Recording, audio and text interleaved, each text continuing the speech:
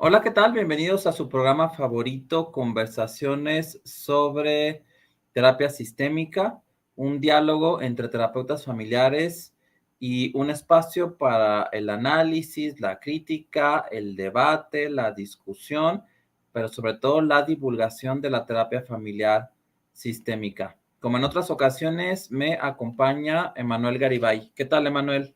Muy bien, ¿qué tal, Mauricio? ¿Cómo estás? Bien, un poco a oscuras, pero es por mi webcam, que hoy la cambié y como que no estaba entrando muy bien la luz, pero bueno, aquí estamos.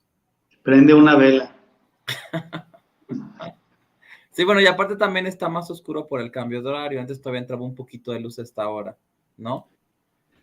Pero Sí, bueno, cierto, cierto. aquí estamos nuevamente Muy bien, pues revisando obras de mucha relevancia en la terapia familiar.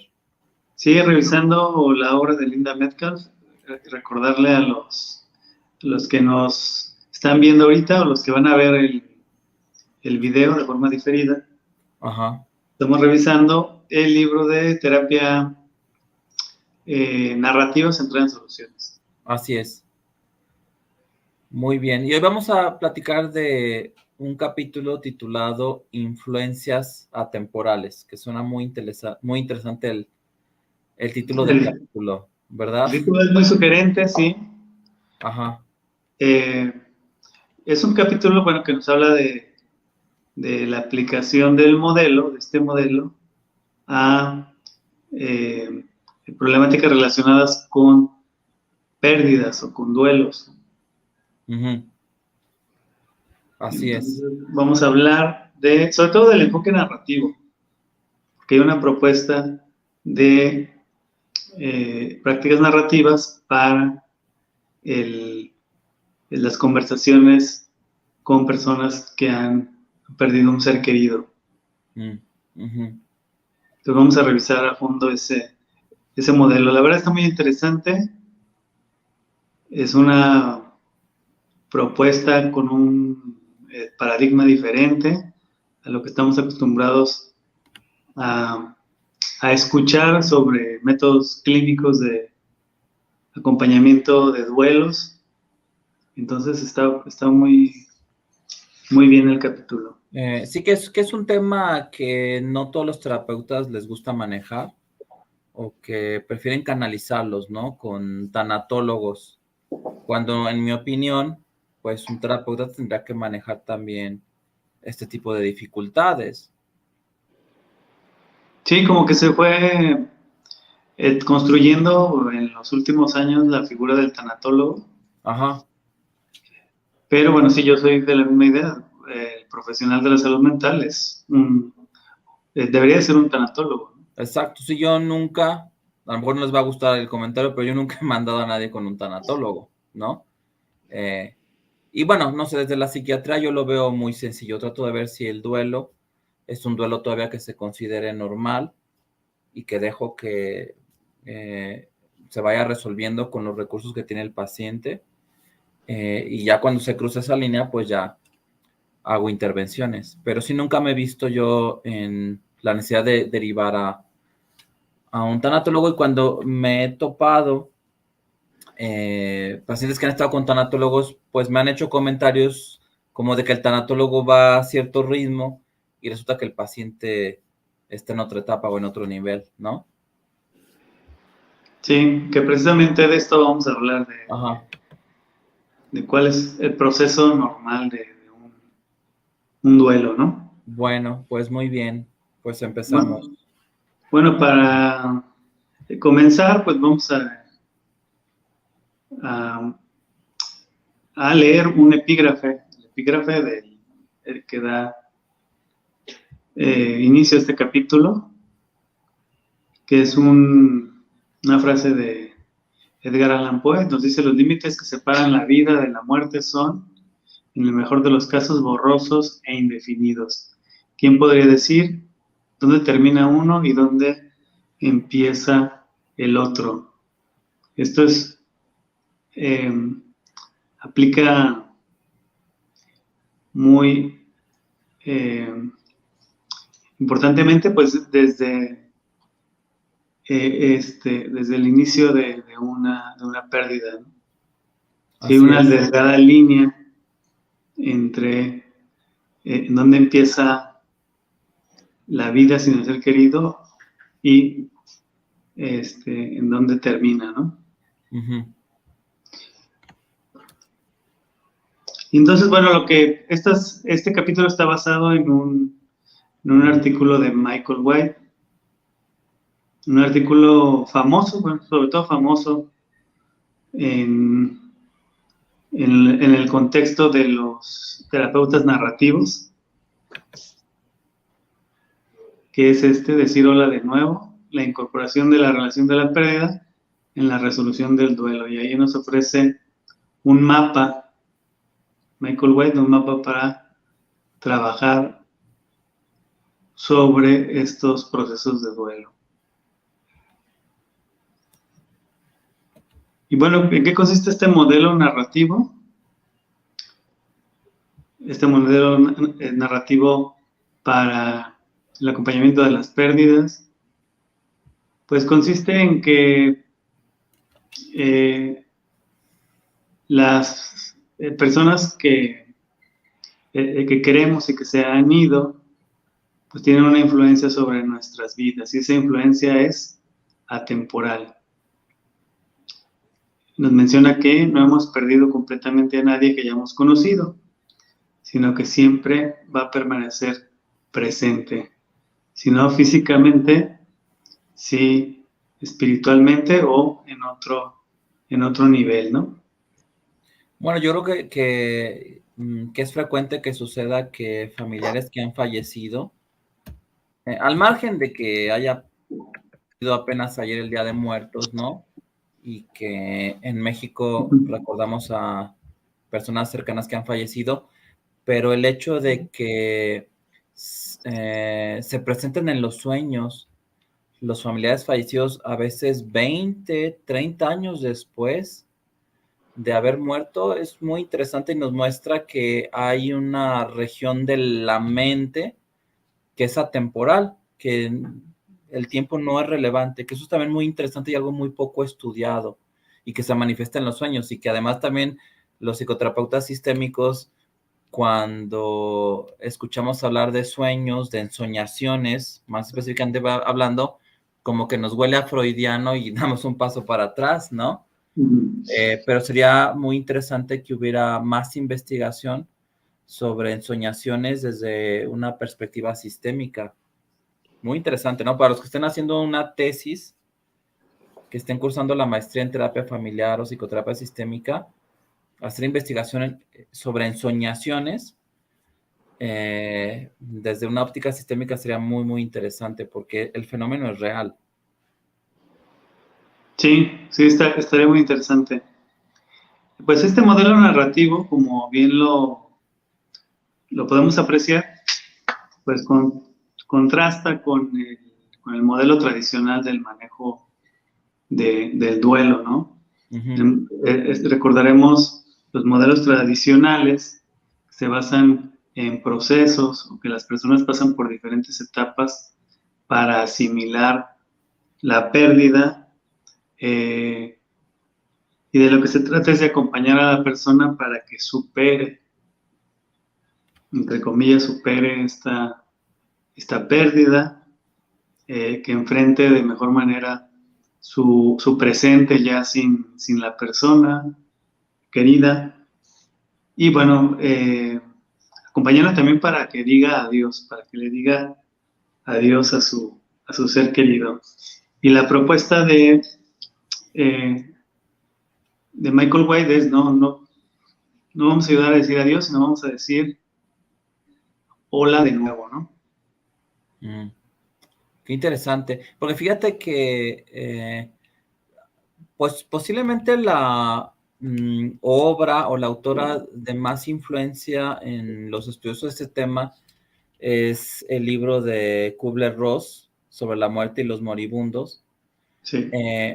Y ella definió las etapas del duelo que por lo que yo he leído, solamente he leído un autor que ha desafiado eso, que es Irving Yalom, en un libro muy interesante que creo que se llama Mamá y el sentido de la vida, creo que ese es el libro. porque también hay otro buenísimo que es El don de la terapia. Y él, de hecho, habla mal de Kubler-Ross y dice, es que yo como terapeuta, yo no veo que sigan esas etapas y yo no trato de llevarlos por ese camino, porque creo que es un grave error, ¿no? Y creo que sería bueno desafiar a Kubler-Ross y entender que cada individuo lleva su duelo a su manera, a su modo, y que el terapeuta se tiene que adaptar a eso, entenderlo. ¿O tú cómo lo ves? Definitivamente sí. Es la propuesta también de las prácticas narrativas, ¿sí? Ajá. Ir detrás de el paciente o el consultante, porque como lo ha mencionado en el epígrafe de Edgar Allan Poe, hay una línea súper delgada para definir qué es lo normal, qué es lo anormal, qué es cuál es el momento justo para superar una pérdida, cuál es el momento en que ya la persona tiene que decir adiós. Entonces, sí, definitivamente es algo que plantea este modelo. Sí, porque me ha tocado tener pacientes que yo considero que el duelo está avanzando, que hay mejoría, que hay pasos hacia la resolución, pero que un terapeuta, un tanatólogo dice, no, es que estás en negación, estás en negación. Y creo que hay que escuchar mucho al paciente cómo interpreta tu retroalimentación sobre el proceso, porque si a él no le cuadra, te quedarás con la teoría, pero no le vas a ayudar. Y yo creo que los terapeutas tendríamos que hacer nuestro duelo de las etapas de Kubler-Ross, ¿no? Hacernos nuestro duelo sobre la teoría que viene en ese libro. Dejarlo Sí, atrás, hacer ya un he ritual, estado haciendo un ritual, ¿no? sí, velar ese, esa teoría, ¿no? Que ya está quedando en el pasado. Exacto, sí. Muy bien, pues tenemos un caso ejemplo que titula, Linda Metcalf titula Videos, adornos navideños y loción de afeitar. Vamos a ver algunas viñetas de eh, la conversación que tuvo con Anne, de 52 años. Es un consultante que llegó a terapia 4 meses después de que su marido Bill muriera como consecuencia de un cáncer de páncreas. Entonces vamos a ver unas viñetas de su conversación. Linda Metcalf le dice, si tuvieras que mirar a través de los ojos de Bill, donde quiera que esté, ¿qué crees que diría que le gustaba de ti durante la Navidad? Y Anne contesta, pues que colgaba muchos adornos. Él siempre iba a comprarlos en la tienda de Hallmark. Ya sabes, esos que llevan números con el año encima. Y Linda Metcalf le pregunta, ¿qué más valoraría de ti durante las Navidades? Y Anne contesta, pues que me encantaba comprar regalos para nuestros hijos y nuestros nietos, que hice una pañoleta para los perros y galletas para los vecinos. Yo lo vivía con intensidad, pero este año no puedo hacer eso. Mis hijos dijeron que no estaría bien y eso me entristece. Y sus hijos la empujaron a tomar terapia porque consideraban que pues, la paciente estaba muy, muy enfocada en la pérdida que había tenido, ¿no? Bueno, y aparte parece que se acercaba la Navidad, ¿no? Sí, estaban en esa época. Ajá.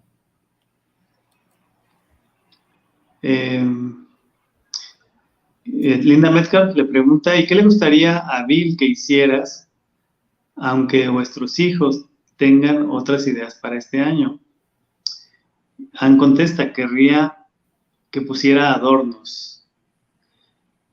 ¿Qué te viene a la cabeza ahora cuando piensas las cosas que le encantaban ver que hacías y que valoraba que hicieras? ¿Cómo disfrutaba yo la Navidad? ¿Y qué te hace revivir eso? A lo que Ann contesta, la Navidad y esa temporada de fiestas. Pienso en cómo me gusta hacer esas cosas que acabo de contarte. Entonces, me gustaría que pensaras en esto cuando acabemos la sesión de hoy. Cada vez que haces algo que a Bill le gustaba de ti y le encantaba verte haciendo, le revives de nuevo y honras su influencia.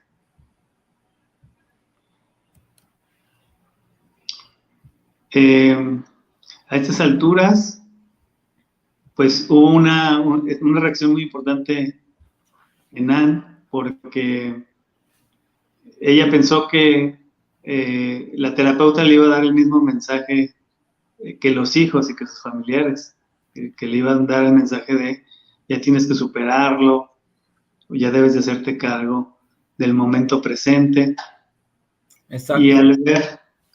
al ver que Linda Metcalf le daba el permiso de seguirse enfocando en esas cosas que para ella eran importantes en ese momento, pues se abrió y entonces hizo una revelación. Es que fíjate que es muy interesante porque muchas veces cuando estás trabajando con un duelo, la intención que tiene el terapeuta de resolverlo hace que el paciente se cierre, ¿no? De hecho, hace poquito vi a un adolescente que las intervenciones no funcionaban y yo dije, ¿sabes qué? Yo creo que tienes mi permiso, mi autorización como profesional para vivir tu duelo hasta completar el año, ¿no? Porque fíjate, antes el DSM-4, que fue el que imperó en los 90 y todavía la primera década de este siglo, decía que había 2 meses como de margen para que una persona tuviera síntomas depresivos luego de un duelo sin que fuera una depresión mayor, ¿no? Entonces, los psiquiatras nos quedamos con ese rango de 2 meses, pues que es totalmente arbitrario, ni siquiera está basado en la investigación.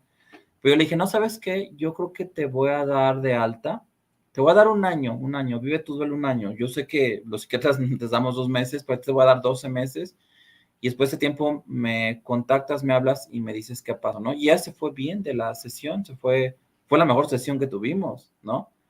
Cuando yo renuncio a ese intento de ayudarte, superar el duelo, que te sientas mejor, no, a ver, calma, calma. Puedes también pedir que no superes el duelo, que todavía tengas en mente a la persona, que hagas cosas que tengan que ver con la persona. Sí, sí, sí, precisamente. Ay, entonces creo que hay que como que parar la oreja de las intervenciones que va aceptando el paciente. Sí. Entonces, bueno, aquí en este caso, Ann pudo abrirse, pudo revelarle lo siguiente a la terapeuta. Le dice, tengo que decirte algo que no le he contado a nadie. Huelo su loción de afeitar al menos 4 veces al día, imagínate. O sea, durante el día está 4 veces oliendo la loción de afeitar. Y miro el video cuando nadie me ve y mis nietos están en clase. ¿Está bien hacer eso? Estoy tratando de seguir con mi vida y me pregunto si todo eso no me está bloqueando. ¿Pero de qué video habla? Es un video de la Navidad. Ah, ok. Pasó con él. Pero fíjate, qué interesante porque esta paciente estaba ocultando esas acciones porque sabía que iban a ser sancionadas por toda la sociedad, por su familia, por el terapeuta, por todo el mundo, porque parece que todo el mundo está enfocado en que sigan las etapas del duelo, ¿no?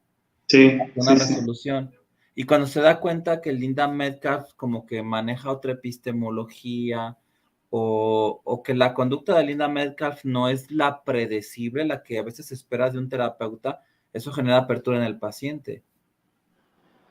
Sí, sí, definitivamente. Y entonces, bueno, o la propuesta de Michael White desde las prácticas narrativas es precisamente eso, que el tenerse el tiempo de hablar sobre la influencia que tiene la persona todavía después de fallecida,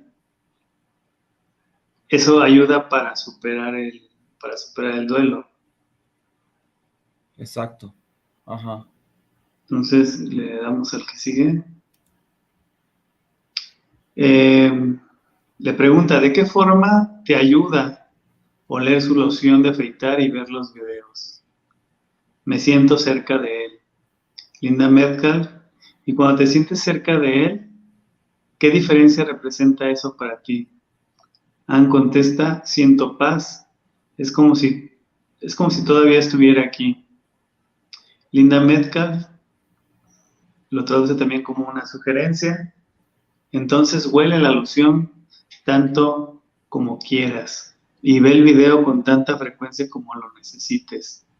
Me parece una forma tierna de recordar a Bill y de sentirte cerca de él.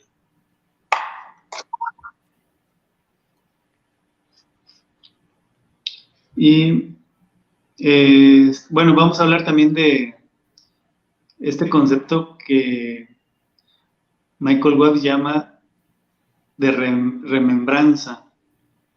El apartado se llama El arte de la remembranza. ¿En qué consiste? Mira, son preguntas que hace el terapeuta pensando en cómo se recuerda a esa persona, a ese ser querido que ha muerto, ¿no? Ha fallecido. Uh-huh. Ejemplos de preguntas de remembranza son: ¿qué contribuciones hizo esa persona a tu vida? Piensa por lo menos en 5 cosas. ¿Qué has sido capaz de hacer como resultado de conocer a esa persona y de recibir su influencia? ¿En qué diría esta persona que ha contribuido a su vida? ¿Cómo se transformó esa persona o qué hizo como resultado de conocerme? Vamos a ver en la que sigue también. Piensa en cómo esa persona contribuyó a tu vida y háblame de otras personas de tu vida. ¿Qué dirías de aquellos con quienes te relacionas actualmente que tienen una ligera influencia en ti, similar a la de esta persona que falleció? ¿Quién más? Entonces está ahí conectando de manera muy interesante la relación que tiene o que tenía con la persona fallecida, con sus relaciones en el presente. ¿Cuál podría ser el resultado si invitaras a más personas parecidas a esa a tu vida? O incluso si buscaras a más personas así, como forma de remembranza o de ampliar tu grupo de amistades. ¿Qué diferencia podría representar eso en tu vida? ¿Qué podría notar otros si ampliaras tu grupo? ¿A quién conoces actualmente con que sea factible profundizar la relación o añadir a tu grupo que pudiera aportarte cosas tal como lo hizo esta persona? ¿Cómo te has acercado a otros como esta persona antes? ¿Y cómo empezarías a hacer eso en el periodo hasta que volvamos a tener otra sesión? Y bueno, vamos a concluir con ideas para ayudar a los clientes en la remembranza de conversaciones o en conversaciones de remembranza. ¿Cuándo podemos hacer esto? Pues cuando hablan positivamente de una persona de su pasado, cuando hablan de una cierta habilidad, conocimiento, valor que están utilizando para solucionar una situación problemática de su vida, cuando llegan a terapia con una conclusión relativamente negativa sobre su identidad, o cuando hablan como si sus descripciones personales lo resumieran todo acerca de sí mismas. Es decir, no solamente la remembranza nos va a ayudar en procesos de pérdida o de duelo, sino que también la podemos utilizar en estos en estos casos. Y entonces vamos a ver 5 pasos. Lo que nos presenta Linda Metcalf en este capítulo son 5 pasos. 5 pasos para hacer esta remembranza. Identificar a una persona importante, real o imaginaria de la vida del cliente. Ejemplos de las preguntas serían: ¿quién más se sorprendería menos de oír lo que dices? ¿Quién más sabría que tú representas esto? ¿Quién más compartiría tu forma de pensar? ¿Quién más estaría de acuerdo en que estos valores son importantes? ¿Ha habido alguien en tu vida que pueda haber confirmado estas creencias que tienes? Entonces, si se fijan, son preguntas circulares. Nos hablan de relación, pero también nos hablan de diferencia, ¿no? Ujú. Identificar cómo esta persona ha contribuido en la vida del cliente. Entonces, ya lo nombró, ya identificaste que hay personas que han sido significativas, estén vivas o ya hayan fallecido, y entonces vamos a identificar la contribución que ha tenido esa persona. Preguntas ejemplo son: ¿qué ha aportado esta persona a tu vida? ¿Qué veía él o ella en ti para otros que puedan haber pasado por alto? ¿Qué valoraba él o ella en ti que otros no valoraban? Y puedes contarme algo sobre tu conexión con esa persona. Una vez que ya identificamos cómo, qué contribución hacía en su vida, el paso número 3 es hablar de lo que la persona ha aportado a la identidad del cliente.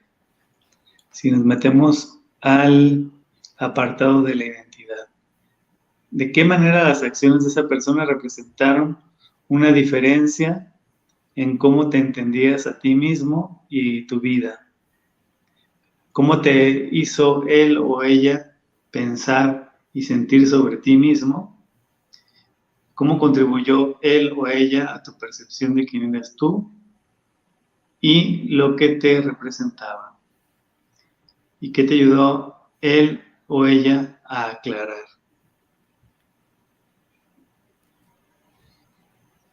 El paso número 4 es hablar de cómo el cliente puede haber contribuido a la vida de la persona. Es decir, identificar la reciprocidad, ¿no? ¿Qué crees que significa para él o para ella relacionarse contigo? ¿Recibiste lo que él o ella tenía que ofrecer o lo dejaste pasar? ¿Aceptaste lo que él o ella tenía para darte o lo rechazaste? Y por último, ¿cómo puede haber cambiado tu vida a raíz de conocerte? ¿Cómo puede haber cambiado su vida? Su vida, sí. Su vida. El paso número 5 es hablar de cómo el cliente ha contribuido a la identidad de la persona. Si le devolvemos la pregunta del paso número 3, y es: ¿cómo te imaginas que tu valoración de lo que esta persona tenía para ofrecer afectó su propio compromiso con esas cosas? ¿Y cómo pudo haber influido tu relación en lo que esa persona piensa de sí misma o pensaba de sí misma? Y por último, el paso número 6, se trata de ayudar al cliente a hacer aflorar argumento hasta la fecha y hablar del camino que tiene por delante. Ejemplos: ¿en qué sentido puedes ver aspectos de tu vida como algún tipo de homenaje hacia esa persona o a los propósitos o valores que compartías con él o ella? ¿De qué forma puede esta persona estar presente todavía en tu trabajo y en tu vida? ¿De qué forma puede la influencia de esta persona estar extendiéndose a partir de ti hacia otras personas. Estas preguntas me parecen muy, muy, muy importantes hacerlas como cierre de esta conversación, ¿no? Bueno, con eso terminamos con el capítulo de influencias temporales. ¿Qué te pareció, Mauricio? Bueno, muy interesante porque pienso que nos abre un panorama más flexible para el trabajo de los duelos en los usuarios que buscan un servicio de psicoterapia. Porque creo que no nada más es la tendencia a pensar en el duelo como un camino que va pasando como de una estación a otra y que eso se debe de cumplir en todos los individuos, sino que también desafiar el concepto tan rígido como de duelo resuelto, porque ¿qué tal si eso no existe en realidad? Es decir, por ejemplo, si tú sueñas con un familiar que falleció hace 20 años y que fue importante en tu vida, y a lo mejor te sientes triste a la mañana siguiente porque pues te movió cosas soñar con esa persona, pues aquí cuál será la postura de un experto, de que el duelo está resuelto o no está resuelto, o qué pasa ahí, ¿no? En realidad, como es muy difícil borrar recuerdos, si es que eso se puede hacer, y menos de personas importantes, bueno, y menos en México, ¿no? Que tenemos hasta una fecha para recordar a los muertos. Pues entonces en realidad creo que el hablar de que un duelo está resuelto creo que es totalmente impráctico y creo que es hasta como una especie de idea que puede generar muchas fallas en el quehacer de la psicoterapia. Creo que más bien hay que ver cómo va la persona a administrar la influencia que ha tenido ese ser Sí. querido que se perdió ya, pero no pensar en términos de que, es que ya se resolvió el duelo o está todavía muy atorado. No, hay que ver cómo lo está procesando, cómo lo administra, qué recursos tiene, lo bueno que tuvo esa influencia. Y se me hace muy interesante que Linda Metcalf dice, pues huele la loción y ve el video, lo que tú necesites, no pasa nada, ¿no? Y entonces, y eso tiene un valor terapéutico increíble porque la paciente dice, entonces sí se vale, sí se puede. No, entonces les digo con la terapia, ¿no? Este, Sí, sí, definitivamente. Y bueno, por último también, además de cómo está administrando los recursos o su propio duelo, es también cómo quieres honrar la memoria de la persona, ¿no? sí, ¿Cómo te estás relacionando en el presente con esa persona, aún que no esté físicamente, ¿no? exacto, claro. Sí, muy interesante. Pues ya estamos casi próximos a terminar el libro, ¿no? Ya quedan pocos capítulos. Si quedan algunos capítulos, si mal no recuerdo, quedan 3 capítulos o 4. Ok, bueno, Entonces ya vamos pensando también en la próxima lectura ajá. y vamos viendo también, a ver si hay algunas preguntas del público. Hay un saludo, a ver, déjame ver que ha llegado aquí. Bueno, Yamile Leal Ramírez, buenas noches. Y Buenas noches. hasta ahorita es lo único que ha llegado. Muy bien, Sí.